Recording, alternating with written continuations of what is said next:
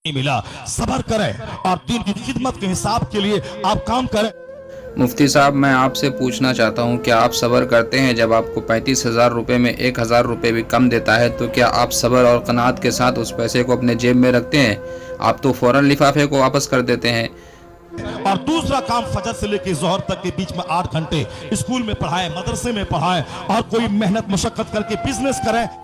मुफ्ती साहब, जब अइम्मा इकराम बिजनेस के लिए उतर जाएंगे तो फिर उनकी नमाज़ें क़ज़ा होने लगेंगी या फिर उनकी नमाज़ों में ताख़ीर होने लगेंगी। जैसा कि आप बिजनेस करते हैं, अपनी खिताबत को बिजनेस बनाए हुए हैं और आप ख़ुद पूरी रात तकरीर करके फ़जर की नमाज़ या तो क़ज़ा कर देते हैं या फिर ताख़ीर से पढ़ने लगते हैं। ऐसे ही अइम्मा इकराम अगर नमाज़ों को क़ज़ा करने लगे या फिर ताख़ीर करने लगे तो क्या फिर उनकी मस्जिद बाक़ी रहेगी? क्या फिर उनको इमामत में रखा जाएगा? जैसा कि आप मशवरा दे रहे हैं कि कोई बिजनेस कर लें, इमाम अगर बिजनेस करने लगे तो फिर क्या उनकी मस्जिद बाकी रहेगी? आपसे सवाल है। और माल भी होगा, इबादत भी हो जाएगी। अब बिला वजह सोशल मीडिया पे इमामत की तनख्वाह बढ़ाइए, तनख्वाह बढ़ाइए, तनख्वाह बढ़ाइए। ये 30 दिन जो खाना खिलाते हैं ये बहुत बड़ी बात है। ये जो गरीब लोग हैं 100-100 रुपये चंदा दे के 5,000 तनख्वाह देते हैं, बहुत। वाह मुफ्ती साहब वाह, आपने जो कहा कि इमामों को 30 दिन का खाना मिल जाए, यही बहुत बड़ी बात है। और ये गरीब बेचारे 100-100 रुपये जमा करके 5,000 रुपये इमाम को दे दे, यही बहुत बड़ी बात है। लेकिन आप ये भूल गए कि जिस जलसे में आप बैठे हैं यहाँ भी गरीबों का ही चंदा है। जो गरीब आपको 30,000 35,000 रुपये दे करके एक रात के लिए बुला सकता है, क्या वो गरीब अपने इमामों को 15,000 रुपये 20,000 रुपये तनख्वाह नहीं दे सकते हैं?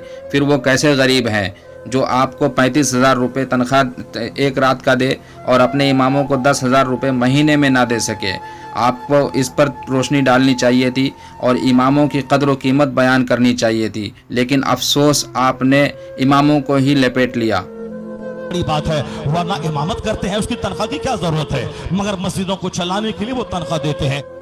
वाह मुफ्ती साहब वाह, इमामों को तनख्वाह की कोई ज़रूरत नहीं है। उनके घर में बच्चे नहीं हैं, उनके घर में फैमिली नहीं है, उनके बीवी बच्चे नहीं हैं, माँ बाप नहीं है, उनका तो कोई है ही नहीं। इमाम तो लावारिस हैं और लावारिसों को तनख्वाह की क्या ज़रूरत है? तनख्वाह की ज़रूरत तो आपको है। 35,000 40,000 रुपये एक नाइट की आप लेते हैं, आपको पैसे की ज़रूरत है। इमामों को तो कोई पैसे की ज़रूरत ही नहीं है, क्योंकि आपके साथ परिवार है, आपके साथ बीवी बच्चे हैं, आपके बैंक बैलेंस है, आपके बंगले हैं, आप सब कुछ कर सकते हैं, आपको ज़रूरत है। लेकिन इमाम तो लावारिस हैं, उनकी कोई ज़रूरत ही नहीं है, उनको पैसे की क्या ज़रूरत? ये बेचारे खुद गरीब मजदूर मुफलिस किस्म के लोग हैं, 25,000 रुपये महाना कहाँ से लाके? हाँ मुफ्ती साहब, आप बिल्कुल सही बोले, ये बेचारे मुफलिस लोग हैं, गरीब लोग हैं, इमामों को पैसे कहाँ से देंगे? लेकिन मुशायरों में लाखों रुपए खर्च करने के लिए इनके पास पैसे होते हैं। जलसों में आप जैसे मौलवियों को पैसे देने के लिए इनके पास बहुत पैसे हो जाते हैं। इनके पास जो है बर्थडे मनाने के लिए और शादियों में फजूल खर्ची करने के लिए बहुत पैसे होते हैं। लेकिन जहां इमामों को देने की बात आती है तो इनके पास पैसे नहीं होते हैं। ये मुफलिस हो जाते हैं, ये गरीब हो जाते हैं, ये बेचारे हो जाते हैं। अफसोस की बात है। आपको देंगे, आप फजर से लेकर जोहर तक आज़ाद हैं। किताबों का मुताला करें, मदरसे में जाके पढ़ाएं।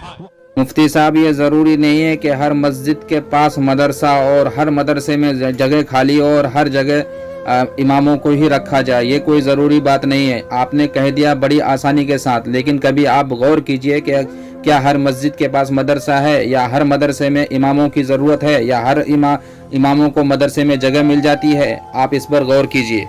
वहां से 10,000 कमाए, मस्जिद से मिले, दोनों तरफ से मिल करके एक खुशहाल जिंदगी गुजारे, बिजनेस करें 8 घंटे बैठ करके, मेहनत करें, मेहनत की जगह है, वरना खाएंगे सोएंगे तो पेट तो ऊंचा हो ही जाएगा। मुफ्ती साहब, दरअसल आपने अपने पेट की तरफ इशारा करके कहा है कि मेरा पेट किस तरह से ऊंचा हो चुका है।